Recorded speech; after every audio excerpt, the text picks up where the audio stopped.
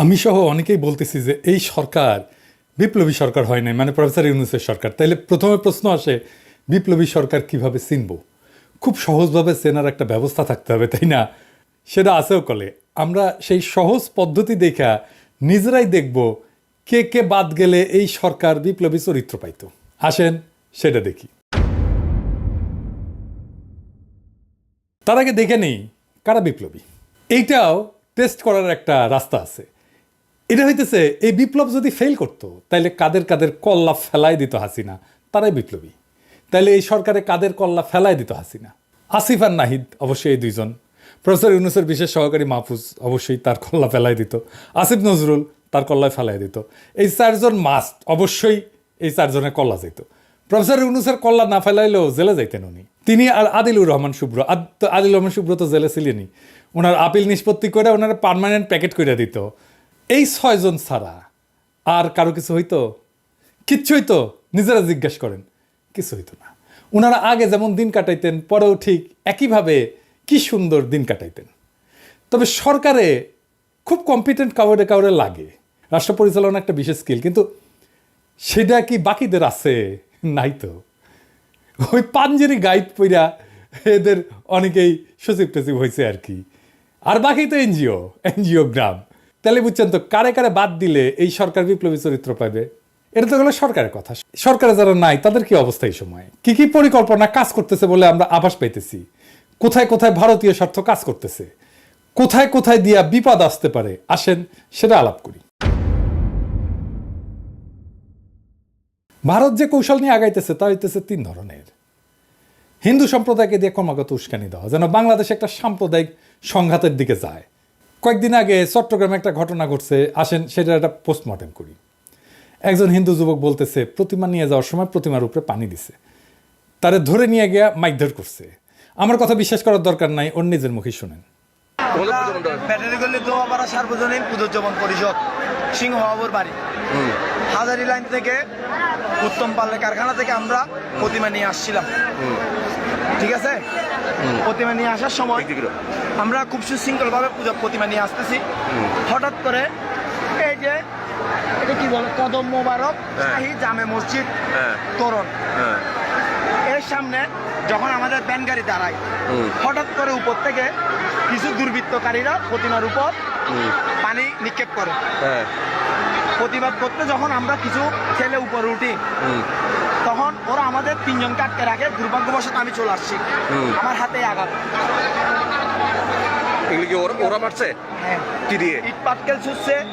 এরপরে দুইজন ছিল ব্যাট স্টাম্প। ঠিক আছে, এটা কি দিয়ে মারছে? এটা ইট মারছি, ইটও মারছে, ইভেন প্লাস্টিক ঘষা ঘষি লাঠি ঘুষি এরকম মারতেছে, ইভেন অনেক কিছু করতেছে। তাহলে বুঝলেন তো, প্রচুর অত্যাচার করা হয়েছে। সে মাত্রই বাইসে ফিরে আসিছে, তাই না? আচ্ছা, এইবার ঠিক এর পরের অংশটুকু দেখেন। ওই একই ছেলে, দেখেন।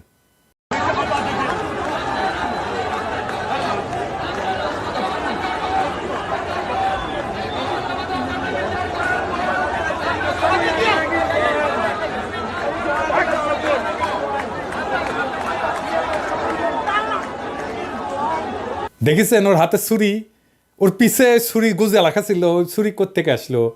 ও ধরে নিয়ে গেছে কেউ, আর তারে সার্চ করে নাই। ছুরি পিছে নিয়ে এসে ধরা পড়িছে, আর সেই ছুরি যা চাইরে দিছে। এটা বিশ্বাস করতে হবে। আরও তথ্য দিই, এই যে কদম মোবারক মসজিদ কমিটির প্রধান আওয়ামী লীগের নেতা আজম নাসির, এখানে এতিমখানা একটা নাম মাত্র, আর এটা চালায় ছাত্রলীগ। দেখেন যে লাইভ করতেছিল আর ছুরি দেখাইতেছিল, সে আজম নাসিরের সাথে মিছিল করতেছে। বুঝছেন কারা করতেছে এই কাজ? 2 নম্বর কৌশল,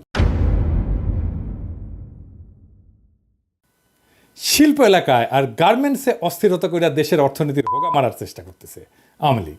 ওদের হাতে আছে টাকা, ওদের হাতে আছে অস্ত্র, সব কিছু কাজে লাগাইতেছে প্রফেসর ইউনূসের সরকারকে বেকায়দায় ফেলানোর জন্য। কেন আর কারা করতেছে? আসেন একটা বিপ্লবী বক্তব্য শুনি। আন্দোলনের মূল বিষয় হচ্ছে আপনাদের মালিকেরা আপনাদের টাকা দিচ্ছে না।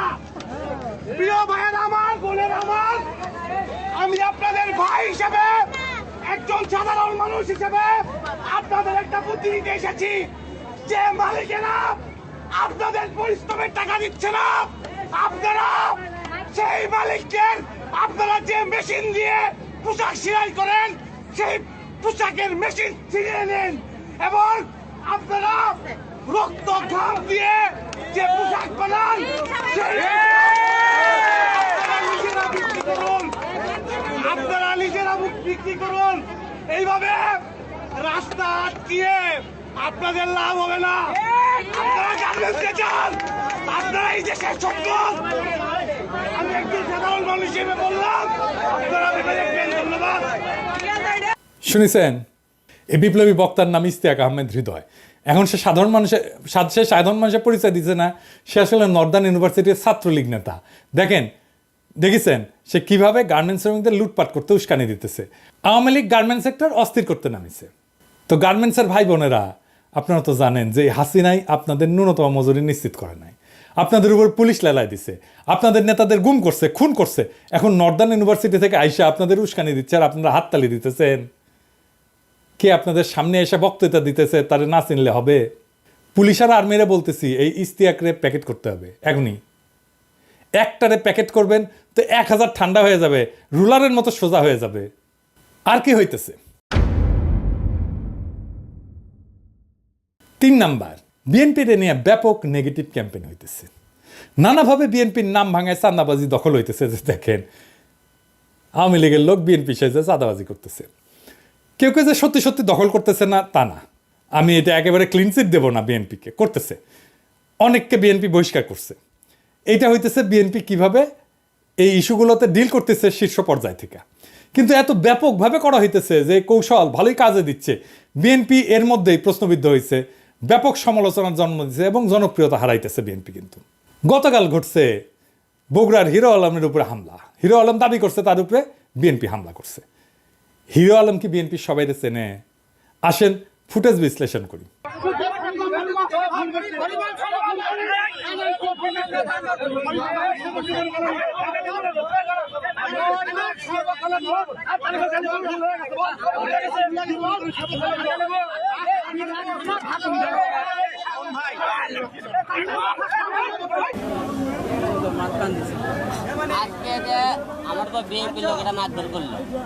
এই যে ওর উপরে হামলা করছে বগুড়া আইনজীবী সহকারী মহড়ি সমিতির সাবেক সাধারণ সম্পাদক রনি, ওর নেতৃত্বে।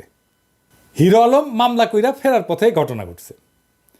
রনি কিন্তু আদালত পাড়ায় কোনো অপরিচিত মুখ না, সবাই বগুড়া চেনে। 2016 সাল থেকে সে আওয়ামী লীগের রাজনীতির সাথে জড়িত।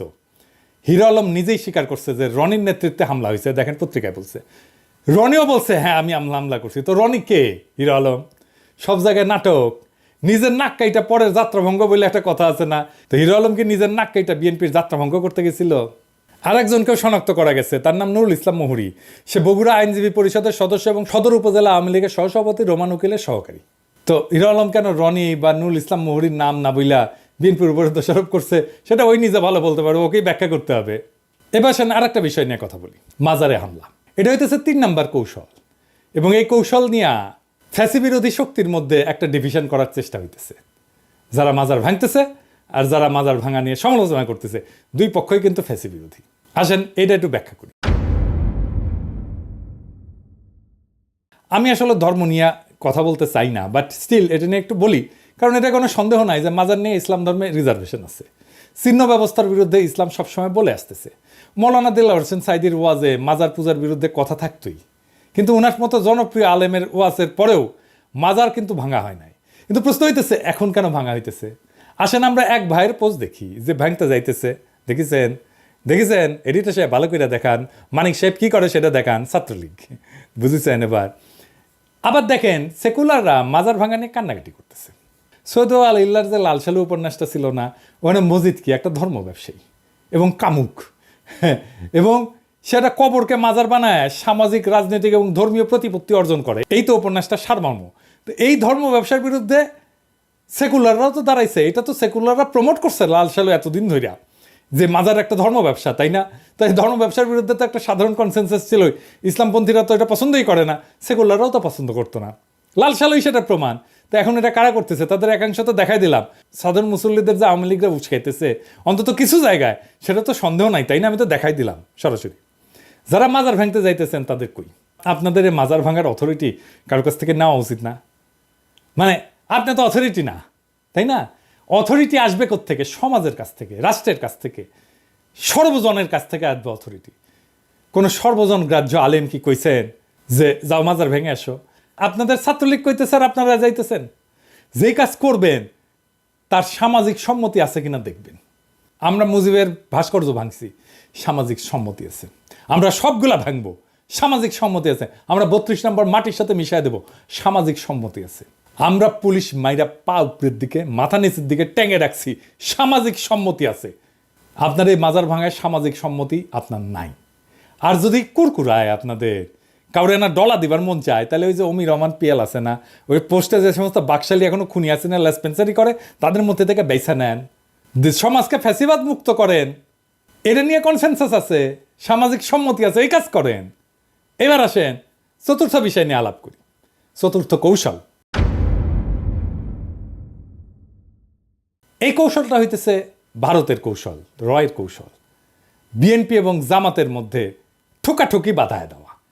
সরাসরি ভারত বিরোধী শক্তির মধ্যে দুইটা দল খুবই সংগঠিত এবং জনপ্রিয়, বিএনপি এবং জামাত। বিএনপি বিশাল বড় দল, জনপ্রিয় দল, জামাত সংগঠিত দল এবং জনপ্রিয় দল। এই দুইটারে যদি আলাদা করে ফেলা যায়, তাহলে বাংলাদেশে ভারত বিরোধী শক্তিরে আলাদা করে ফেলা গেল, ক্ষুদ্র করে ফেলা গেল। এই যে বিএনপি জামাতের মধ্যে প্রকাশ্য বিরোধ আমরা দেখতেছি, দুই পক্ষেরই কম বেশি দায় আছে এটা নিয়ে। কার কম কাম বেশি এটা আমি বলবো না। আমরা যারা আপনাদের দল করি না, বিএনপি জামাতের কইতেছি, তারা আপনাদের কোনো পক্ষই নিব না, কারণ কামড়া কামড়িকে উস্কায় দেওয়া আমাদের কাজ না। আমি আগেও বলছি, জামাত বিএনপির নির্বাচনী ঐক্য এখন সম্ভব না। তাদের দুই দলের মধ্যেই সামনে নির্বাচনী প্রতিদ্বন্দ্বিতা হবে, ফেয়ার এনাফ। কিন্তু নির্বাচন তো এখন আসেনি ভাই। এখনও তো হাসিনা আর তার দল থেমে যায় নাই, ভারত তো থেমে যায় নাই, তারা এখনো পুরো মাত্রায় সক্রিয়। পুলিশ নাই, ট্রাফিক পুলিশ পর্যন্ত দায়িত্ব পালন করতেছে না। আর্মি চিফ প্রফেসর ইউনূসের কথা শুনতেছেন, সে একটা প্যারালাল অ্যাডমিনিস্ট্রেশন চালাইতেছে, সে প্যারালাল শক্তি কেন্দ্র গড়ে তুলছে। সব আওয়ামী লীগাররা পুনর্বাসিত হইতেছে। দেখেন এই ইসলামী আন্দোলনে যে জড়ত হয়েছে, সব আওয়ামী লীগাররা পালায় গেছে। হাসান মাহমুদ ধরা পড়ছে শুনছি, আমরা শুনছি না? এখন শুনি সে বেলজিয়ামে একের পর এক অন্তর্ঘাত হইতেছে, আনসার, তারপরে হিন্দুদের দিয়া, তারপরে শুরু হইলো গার্মেন্টসে। আর দেখেন সালমান আনিসুলরা এসি রুমে বসে আছে, খাবার আবার বাসা থেকে আসে, আড্ডা দেয়, ভালোই আছে। রাজনৈতিক দলে ভোল পাল্টায় ঢুকতেছে আওয়ামী লীগের লোকজনেরা। আপনারা যে তাদের আশ্রয় দিতেছেন, আপনাদের লজ্জা করে না? আমরা তো রেকর্ড রাখতেছি, টাইম মতো ধরবো। এই আওয়ামী লীগারদের অর্থ আছে। ভারত তো হাসিনাকে আশ্রয় দিয়ে রাখছে, তাই না? দিয়ে রাখছে তো, একজন ফ্যাসিস্টকে, খুনিকে, বাংলাদেশ থেকে বিতাড়িত একজন স্বৈর শাসক ফ্যাসিস্টকে আশ্রয় দিছে না? ভারতের যুদ্ধমন্ত্রী তার সামরিক বাহিনীকে তৈরি থাকতে বলছে, কারণ বাংলাদেশে থাকা তার দাসীকে খেদায় দিছে বাংলাদেশের জনগণ। তারপর বাদ খুলে ভারত ভাষায় দিছে বন্যায়। প্রফেসর ইউনূসকে ইন্ডিয়ান মিডিয়া তুলাধনা করতেছে, কইতেছে ইসলামিক ডিক্টেটর। এই যে দেখেন, আর্মি চিফ কাজ করতেছে তার মতো কইরা, সে পলিটিক্যাল পার্টির সাথে ঘুটু করতেছে, মিটিং করতেছে, সে আওয়ামী নেতাদের প্রোটেক্ট করছে না? দুর্বৃত্ত ব্যবসায়ীদের সাথে মিটিং করতেছে, আর তার প্রহরা থেকে দুর্বৃত্ত জেনারেল মুজিবুর রহমান পালায় যায়। বিশ্বাস করেন যে আর্মি পাহাড়া থেকে পালায় যেতে পারে কেউ? এই প্রসঙ্গে পরে আসতেছি। এরই ভারতের প্ল্যান, ফ্যাসি বিরোধী শক্তির মধ্যে ডিভিশন ঘটায় দাও, এবং তারা সফল হয়েছে।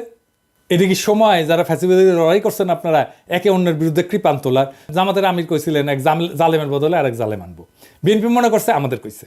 এর মধ্যে তারেক রহমান কইছেন কিছু দল প্রতিবেশী দেশে ফান্দে পা দিছে, জামাত মনে করতেছে এটা আমাদের কইতেছে। আমি যে গেলাম জামাতের নেতারে যে আপনাদের নাম তো নেয় নাই, ওনারা বললেন আরে এটা সাতক্ষীরায় আমাদের ঘাঁটি, এইখানে আমরা ছাড়া উনি কারে বলবেন? মহাযন্ত্রণা। এর মধ্যে জামাতে আমিরের পড়াতে পত্রিকা আসলো, শিরোনাম বন্ধুত্ব চাই, সহযোগিতা চাই, ভারতের প্রতি জামাতের বার্তা।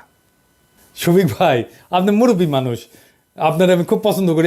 আপনি শুধু রাজনৈতিকভাবে গুরুত্বপূর্ণ না, একজন শ্রদ্ধাভাজন রাজনৈতিক নেতা না, আপনি আমার পেশারও বড় ভাই, আপনি ডাক্তার মানুষ, তাই আমাদের সাথে দুই ধরনের সম্পর্ক আছে। তো শফিক ভাই, ভারত কি আমাদের জিন্দিগিতে সহযোগিতা করছে? ভারতের কাছে কি বন্ধুত্ব চান শফিক ভাই? ভারত তো সারা জীবন বলে আসছে জামাত বিএনপি ক্ষমতায় চলে আসবে, তাই হাসিনাকে ক্ষমতায় রাখতে হবে, তাই না? বিনা সেক্রেটারি বলে যাচ্ছে জামাত ইনফিল্ট্রেট করছে আর্মিতে। দেখছেন আপনার দলের নেতারা ফাঁসিতে গেল কার ইন্টারেস্টে, কার চাপে, কার মদদে? ইন্ডিয়ার তো। বিডিআরের সেনা অফিসার মারলো কার মদদে? ইন্ডিয়ার তো।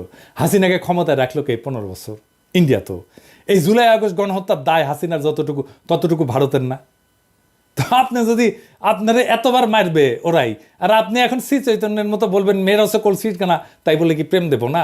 এটা তো হইল না শফিক ভাই। এই কথা আমি পছন্দ করি নাই, এই কথা বাংলাদেশের মানুষ পছন্দ করে নাই, বাংলাদেশের জনগণ পছন্দ করে নাই। আপনি জেনারেলি বলেন আমরা দক্ষিণ এশিয়ার সকল দেশের সাথে সুসম্পর্ক চাই, ভারতের কথা কেন বলবেন? বিএনপি নেতারা আবার বলেন যে দাদা দেখেন কি বিশ্রীভাবে আমাদের পিছনে লাগছে জামাতের লোকেরা। আমি কইলাম আপনারা কিছু কইেন না, থামে যাবে, দাঁড়ান। আবার পরে এসে ওনারা বলেন দেখছেন থামে নাই। তো আমি কইলাম আমি হইতেছি নিধিরাম সর্দার, আমার কাছে কমপ্লেন করে লাভ আছে? তো যাই হোক, ভিডিওতে কইলাম এখন যদি থামে তাহলে ভালো। জামাতের নামে কি কি ছড়াইছে আমি এটা কয়ে দিই। জামাতের নামে ছড়াইছে যে ওনাদের আর্মি চিফ কিবা বুঝাইছে, তারপর থেকে জামাত বিএনপি লাগছে। সত্য মিথ্যা জানি না, কি ছড়াইছে আপনাদের বলে দিলাম, আপনারা সতর্ক থাকেন। আমার বলার কথা একটাই ভাই, বিএনপি জামাত দুইটা আলাদা দল, আমরা তো সবাই জানি। আপনাদের ডিফারেন্স আছে, আদর্শের ডিফারেন্স আছে, পদ্ধতির ডিফারেন্স আছে। আপনার একটা ক্যাডার ভিত্তিক দল, বিএনপি একটা গণদল, নানা মতের লোক আছে, কিন্তু আপনারা এক মতের দল। কিন্তু আপনাদের তো কয়েকটা ঐক্য আছে, আপনাদের ডিফারেন্স তো আছে, কিন্তু আপনাদের কয়েকটা ঐক্য আছে, খুব গুরুত্বপূর্ণ জায়গায় ঐক্য আছে। আপনাদের বিভেদের জায়গা নিয়ে ঝগড়া না করিয়া ঐক্যের জায়গা নিয়ে সামনে আগান। আপনাদের প্রতি আমার এটাই সাজেশন, বিনীত অনুরোধ আপনাদের কাছে। সেটা দেশের জন্য জরুরি। যদি মনে করেন যে এটা জনগণের পক্ষ থেকে রিকোয়েস্ট, তাহলে তাই। এটা আমাদের রিকোয়েস্ট আপনাদের দুই দলের কাছে।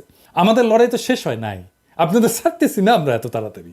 আপনারা কি যথাযথভাবে সরকারের পাশে দাঁড়াইতে পারছেন? নিজেরাই প্রশ্ন করেন। আমি মাঝে মাঝে বলি যে আপনারা যে দরকার হলো প্রফেসর ইউনূসের সাথে মিটিং করেন, সময় নেন, উনি করবেন মিটিং। আপনারা চান, সময় চান, না দিলে আমারে বললেন যে দেয়নি উনি। আমি তো ওনারা চিনি। আপনারা মিটিং করতে চান, কথা বলতে চান, ওনারা কথা বলবেন। প্রফেসর ইউনূসের সরকার ফেল করলে আমরা কি কেউ বাঁচবো? আপনারা বাঁচবেন। আগে তো বিপ্লব রক্ষা করবেন। আপনারা তো এই সরকারকে লাইনে রাখার চেষ্টা করবেন এবং প্রোটেক্ট করবেন, মনে করায় দেবেন তাদের কর্তব্য কি। প্রফেসর ইউনূসের কথা শুনতেছে না সেনাপ্রধান, উনি ওনার মতো করে ক্ষমতা কেন্দ্র বানাইছেন। আপনারা যদি প্রফেসর ইউনূসের পাশে যে শক্তভাবে দাঁড়াইতেন, সেনাপ্রধান এই কাজ করার সাহস পায়? করেন নাই কেন এতদিন? আপনারা দাঁড়ান ওনার পাশে, ওনাকে, ওনার অথরিটিটাকে কমপ্লিট করেন। সেনাপ্রধান আপনার হাত জগন্নাথ হয়ে গেলে চলবে না। 18,000 লোক আহত হয়েছে, বইয়ের চেন বিক্রি করে চিকিৎসা চালাইতেছে লড়াইয়ের এক যোদ্ধা। আপনার তো এটা যে বলতে হবে প্রফেসর ইউনূসকে যে স্যার আপনি তো বলছেন যে সরকার দায়িত্ব নেবে, এই কি এর কেন চেন বিক্রি করতে হয়? এটা আপনারা যে বলবেন না, সামনাসামনি যে বলবেন। তো আমাদের প্রথম এবং একমাত্র কাজ হচ্ছে শহীদদের আর আহতদের তালিকা করা, আহতদের সুচিকিৎসার ব্যবস্থা করা। আমরা টেরিবলি ফেল করছি এই কাজ করতে। 1 মাস কিন্তু অনেক সময় আমরা এই কাজ করতে পারি নাই। মিডিয়া দায়িত্ব পালন করতে পারতো, সেটাও করে নাই। আহতদের সুচিকিৎসা না হইলে আমি প্রফেসর ইউনূসকে দায়ী করে যাব সব সময়। প্রফেসর ইউনূস ক্ষমতা ছেড়ে দিলেও আমি দায়ী করে যাব। আমি নিহতদের তালিকা না হইলে প্রফেসর ইউনূসকে দায়ী করে যাব। শুধু আমি না, ইতিহাস দায়ী করবে প্রফেসর ইউনূসকে। আমি এটা প্রফেসর ইউনূসকে মনে করাই দিতে চাই। আপনাকে কিন্তু স্যার দায়ী করবে ইতিহাস, কারণ আপনার হাতে রাষ্ট্র ক্ষমতা ছিল। এইবার আসেন 5 নাম্বার প্রসঙ্গে, সেটা হইতেছে আর্মির আপনার হাত জগন্নাথ হয়ে যাওয়া, বিশেষ করে আর্মি চিফের। গুম খুন দুর্নীতিতে দুর্বিনীত লেফটেন্যান্ট জেনারেল মুজিবুর রহমান প্রবাদতুল্য কুখ্যাতি অর্জন করিয়া সশস্ত্র বাহিনীর সম্মানিত পেশাকে কলঙ্কিত করছেন এবং আসমানের অতলে ডুবাইছেন আর্মি অফিসারদের মর্যাদাকে। খুনি হাসিনার সবচেয়ে বিশ্বস্ত সেনা সহচরদের অন্যতম এই lieutenant general army training and doctrine কমান্ডে জিওস হিসেবে ময়মনসিংহে কর্মরত ছিলেন। মানে পালানোর আগের দিন পর্যন্ত উনি পালাইছেন। পিছনে ফিরে যদি দেখেন, আওয়ামী ফ্যাসিস্ট দুঃশাসনের গত 15 বছরের সেনাবাহিনীর কোয়ার্টার মাস্টার জেনারেল একটা ইম্পর্টেন্ট পজিশন, দীর্ঘদিন স্পেশাল সিকিউরিটি ফোর্সের মহাপরিচালক আরেকটি ইম্পর্টেন্ট পজিশন, সামরিক নিরাপত্তার কৌশলগত বিবেচনায় ঢাকা ক্যান্টনমেন্টের সবচেয়ে গুরুত্বপূর্ণ পদ 46 ইন্ডিপেন্ডেন্ট ব্রিগেডের কমান্ডার আরেকটা গুরুত্বপূর্ণ জায়গা, র্যাবের গোয়েন্দা শাখার পরিচালক আরেকটা গুরুত্বপূর্ণ জায়গা, নবগঠিত বিজিবির পরিচালকের মতো সবসময় গুরুত্বপূর্ণ পদসমূহে বিশ্বস্ততার সাথে হাসিনার দায়িত্ব পালন করে গেছে। লেফটেন্যান্ট জেনারেল মুজিবুর রহমান দাবি করছেন তিনি নাকি হারাই গেছেন বা নিখোঁজ হয়েছেন অথবা গুমও হয়ে থাকতে পারেন। মানে দেখেন, সে পালাইছে আর দায় দিতেছে যে গুম হয়েছে। চিন্তা করছেন? নিজে ভিকটিম সাজতেছে। বাংলাদেশের সমগ্র বাহিনীর ভেতরে সক্রিয় ইন্ডিয়ান গোয়েন্দাদের সহযোগিতায় গত বৃহস্পতিবার উনি পালাই গেছেন। প্রধান উপদেষ্টা মোহাম্মদ ইউনূসকে কিছু না জানায় ওয়াকারুজ্জামান ঢাকায় এনে সেনানিবাসে জেনারেল সাহেবদের জন্য বানানো 5 তারকা মানের গেস্ট হাউসে রাখছিলেন। ওয়াকার সাহেব, আপনি এটা পারেন না। প্রফেসর ইউনূসের অনুমতি ছাড়া আপনি তাকে আনতে পারেন না, রাখতেও পারেন না। বর্তমান দায়িত্বরত সেনাবাহিনীর শীর্ষ 10 জেনারেলের মধ্যে 15 বছরে একে অপরের ঘনিষ্ঠ সহযোগিতা হিসেবে কর্মরত আছেন। এই 10 জেনারেলের উপরে আমি একটা এপিসোড করেছি, সব হিসাব আমি কয়ে দেবো সবাইরে, যারা সকলেই নানা অপরাধ কর্মের সাথী এবং বান্ধব, এবং এই গ্রুপটা নিবিড়ভাবে রয়ের এদেশীয় অনুচর হিসেবে কাজ করে। এবং এই 10 জনকে আমি এক্সপোজ করে দেব। ওয়াকার সাহেব, আমি কাজ করে ফেলছি, আপনারে আমি শেষ ওয়ার্নিং দিতেছি। আপনি যদি ঠিক না হন, এই 10 জনকে আমি খুঁটিনাটি সব কিছু এক্সপোজ করে দেব। প্রফেসর ইউনূসের তরফ থেকে কোনো প্রতিক্রিয়া দেখছেন? উনি বুঝতেই পারতেছেন না যে ওনার অথরিটিকে কীভাবে স্ট্যাবলিশ করতে হয়। এই পলানোর জন্য সেনাপ্রধানকে কোনো জবাবদিহি করতে হয়েছে হয় নাই। আমি ওয়াকার সাহেবকে বলি, আপনি ওই চেয়ারে আছেন, এই জন্যই আপনার দাম। চেয়ার থাকলে আপনার ফুটা পয়সা দাম থাকবে না। সাবেক জেনারেলদের দেখেন, আপনি যে কাজগুলো করতেছেন সেটা জাস্টিফাই করবেন কিভাবে? আপনারা তো ধৈর্য এনে বিচার করবে বাংলাদেশের জনগণ। আপনারা আমি একটা পরামর্শ দিই, ভদ্রভাবেই দিই। আমি আর পরামর্শ দিব না আপনারে। আপনার চেইন অফ কমান্ড মানেন। প্রফেসর ইউনূসের কমান্ডে অনুগত হন। ওনারে না জানায় কোনো কাজ করবেন না, মেহরবানি কইরা। যেটা আপনি প্রোটোকল অনুযায়ী করতে পারেন না সেটা কইরেন না। আপনি প্রফেসর ইউনূসের প্যারালাল কমান্ড বানানোর চেষ্টা করবেন না। ক্ষমতার দ্বিতীয় কেন্দ্র বানানোর চেষ্টা করবেন না। আপনি যদি এটা করেন, আপনারা ছাড়বো না। ওয়াকার সাহেব, আপনি আমার চেনেন নাই। আপনি কিন্তু সরি করার টাইম পাইবেন না।